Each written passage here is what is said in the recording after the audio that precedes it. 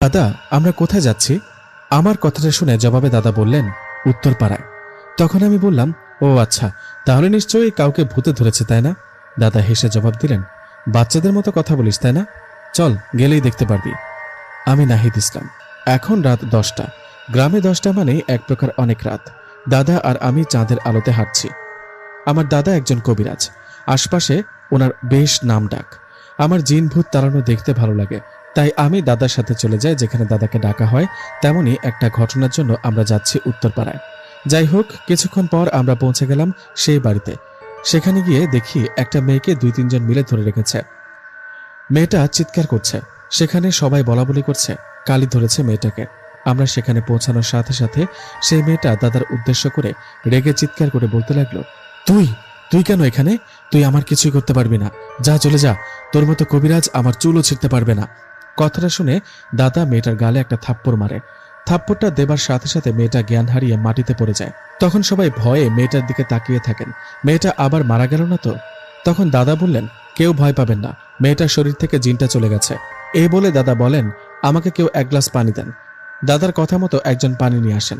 দাদা সেই পানিতে দোয়া কালাম পরে ফুঁ দেন, আর সেই পানি মেয়েটার শরীরে ছিটাতেই মেয়েটা জ্ঞান ফেরে। জ্ঞান ফেরার পর দাদা চেষ্টা করেন মেয়েটার শরীরে জিনটাকে হাজির করতে। কিছুক্ষণ পর জিনটা হাজির হন। হাজির হবার পর অনেকভাবে দাদাকে গালিগালাজ শুরু করে আর ভয় দেখান। কিন্তু দাদা তাতে কোনো ভয় না পেয়ে জিনটাকে বলে মেয়েটাকে ছেড়ে চলে যেতে। কিন্তু কোনোভাবে জিনটা ছেড়ে চলে যেতে রাজি হচ্ছিল না। বেশ কিছুক্ষণ এভাবে জিনটার সাথে দাদার তর্ক বিতর্ক হয়। অবশেষে দাদা কোনো উপায় না পেয়ে জিনটাকে বোতলে বন্দি করেন। যাই হোক, সেখানে দাদা সবাইকে বলে, আল্লাহ রহমতে আপনাদের মেয়ে সুস্থ হয়ে উঠবে, এখন থেকে আর কোনো সমস্যা হবে না। এই বলে আমরা বাসার দিকে রওনা শুরু করলাম। রাত তখন 12টা। বাড়ির দিকে হাঁটছি। দাদা বলল, এটা ছাড়া কোনো উপায় ছিল না। আমি বললাম, এতে তোমার কোনো সমস্যা হবে না? দাদা বলল, সমস্যা বলতে সবসময় তো হয় না। অনেক সময় হয় কি যে খারাপ জিনটাকে মেরে ফেলি বা বোতলে বন্দি করি, তার আত্মীয়র কেউ আক্রমণ করে আমার উপর, কিন্তু আল্লাহ ঠিকই রক্ষা করেন আমাকে। ও আচ্ছা, তাই? আমি তো তোমার সাথে সাথে থাকি, এতে কি আমার কোনো সমস্যা হতে পারে? হতে পারে। শুধু তোর সাথে না, আমার পরিবারের যে কারোর সাথে সমস্যা হতে পারে। তাই তো আমি আমাদের বাড়িটা বন্ধ করে রাখি আর সবার শরীর বন্ধ করে রাখি।